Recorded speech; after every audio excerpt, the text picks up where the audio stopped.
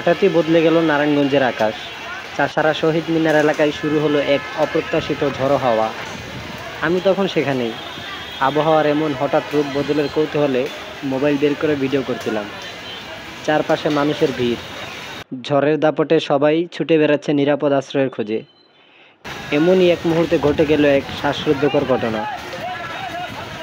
একটি বিশাল কড়ই গাছ উপড়ে গিয়ে সোজা ভেঙে পড়ে পাশের একটি ফুচকা দোকানের উপর। গাছটি পড়ার সময় দোকানের সামনে দাঁড়িয়েছিলেন এক মহিলা, এক শিশু আর সেই ফুচকাওয়ালা। ভাগ্যবশত তারা সবাই অল্পের জন্য রক্ষা পান।